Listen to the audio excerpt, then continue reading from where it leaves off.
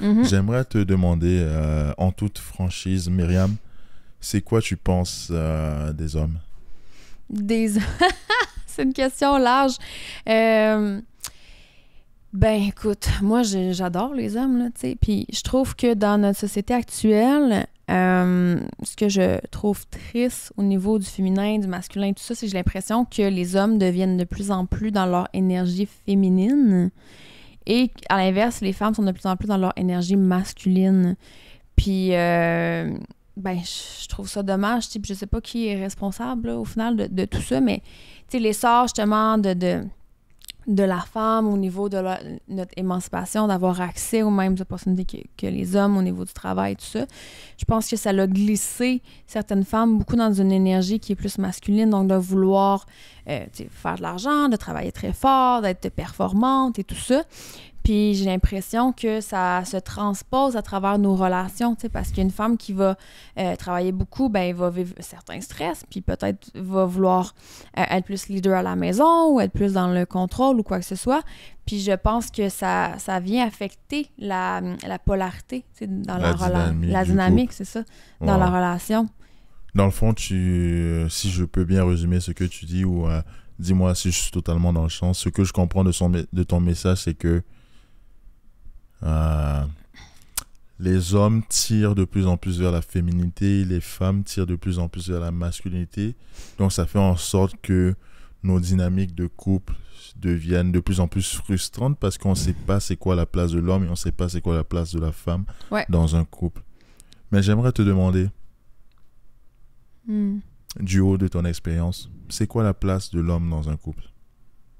De l'homme? Honnêtement, encore là, moi, je pousse la... À ton avis, bien évidemment. Ouais, c'est ça. Parce que ce que je veux dire, c'est que je pense pas qu'il y a une seule place. Je pense que c'est à tout le monde dans leur relation de la définir dans l'optique où ce que tu dois être à l'aise. Donc, mais de ma perspective, ce que le rôle de l'homme de ma vie, là, par exemple, comment que je le verrais, j'aime beaucoup l'aspect protecteur de l'homme dans une relation.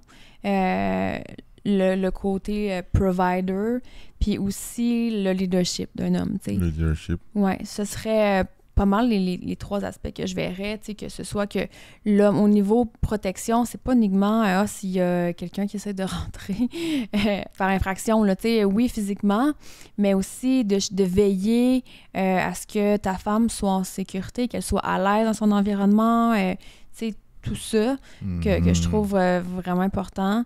Quand on parle de provider, oui, on pense au niveau financier, c'est sûr que ça, c'est un aspect important, mais moi, je le vois beaucoup au niveau du support, sentir que l'homme est là pour te supporter, autant émotionnellement que financièrement ou quoi que ce soit, un homme qui amène un climat de sécurité pour te supporter dans ton énergie féminine, dans le fond.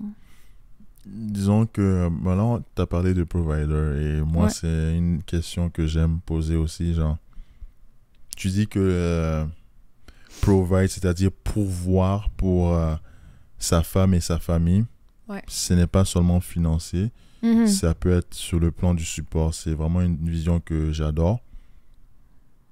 Mais disons que ton homme était seulement en mesure de pourvoir sur le plan du support uniquement. C'est-à-dire sur le plan financier, c'était pas vraiment trop ça. Est-ce que cet homme-là resterait dans ta vie? Est-ce que tu garderais un homme comme ça dans ta vie? Actuellement, ma réponse est non. Puis c'est pas parce que l'argent est mon seul critère, parce que je sais très bien que je ne pourrais pas être amoureuse d'un homme uniquement pour son argent. Sinon, écoute, les possibilités sont là. Je l'aurais prise, mais je sais que je serais pas heureuse, tu sais. Je pense qu'il y a vraiment beaucoup d'autres éléments qui rentrent en ligne de compte, mais ça serait faux de dire que l'argent n'est pas important. L'argent amène une sécurité. L'argent amène une liberté. Puis pour moi, j'ai certaines ambitions. Puis la première, en fait, c'est d'être en mesure de bâtir une famille. Donc, j'ai besoin d'avoir confiance en les capacités de mon homme à subvenir à nos besoins pour que moi, je sois en mesure de bien subvenir aux besoins des enfants. T'sais. Exactement. depuis que j'ai commencé Parlons-nous, il y a vraiment une statistique qui m'étonne en fait. Le fait que 90% des gens qui regardent ces vidéos ne sont pas abonnés. Donc si tu apprécies le contenu que je fais, n'oublie pas de t'abonner. Ah non, très très belle réponse pour être franc. Et genre, c'est une vision que j'adopte aussi pour être franc. J'essaye parfois d'être... Ben, le but de ce podcast aussi, c'est que je sois en toute neutralité, mais je dois admettre que cette vision-là, je la partage aussi.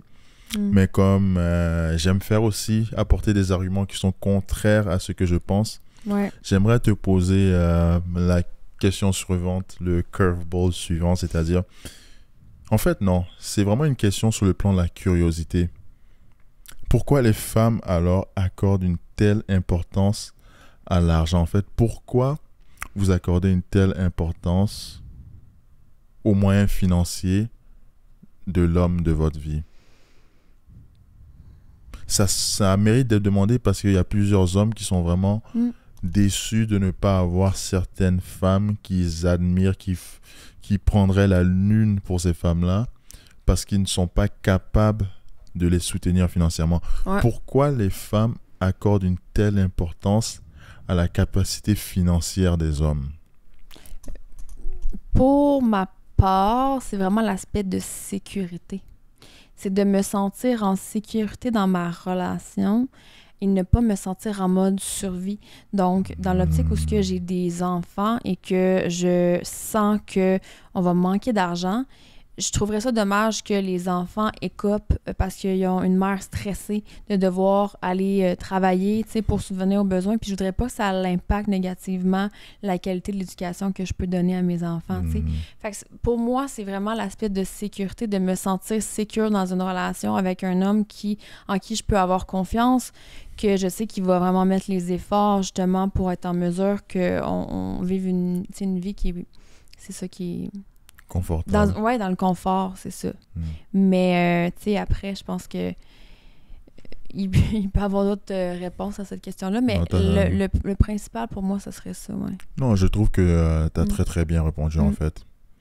Là, j'aimerais juste faire une question, en fait, qui te compare un peu à ton entourage, en fait. Okay. Parce que là, tu as 34 ans, et je suppose que tu as des amis qui sont autour de ton âge. Est-ce que tu as l'impression... En fait,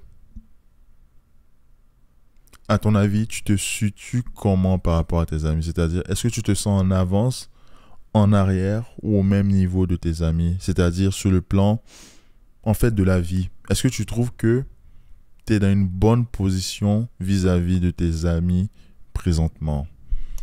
Je sais que je suis en train de te faire marcher sur des œufs présentement en y pensant, mais...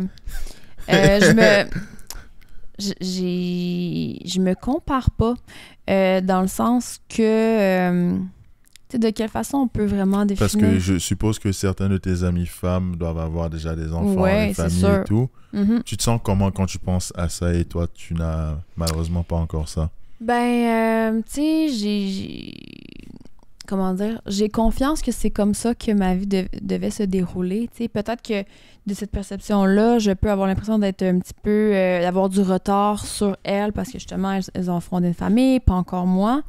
Le temps qu'elles ont mis sur l'éducation de leurs enfants, puis tout ça, ben moi, je l'ai mis ailleurs sur apprendre à me connaître, apprendre à développer une spiritualité, à développer beaucoup de connaissances, beaucoup de contacts, voyager beaucoup. Fait que, tu sais, qu'est-ce qui est mieux? Je sais pas, c'est dans le sens que je pense que je pense que ça serait dur d'évaluer est-ce qu'elle est plus avancée ou moi plus avancée. Je pense peut-être que j'ai plus d'expérience au niveau de ma croissance personnelle parce que j'ai eu du temps pour le faire, puis elles l'ont investi plus sur justement l'éducation. Moi, ça va être plus tard, tu sais, fait que je pense qu'on a tous des phases de vie, puis il faut vraiment pas se comparer, là. Dans le fond, tu apprécies la beauté de la différence de ta vie face à la vie des autres. C'est-à-dire que tu comprends qu'on n'est pas tous censés avoir la même vie et ça te permet d'apprécier en toute plénitude ta vie. J'adore ça.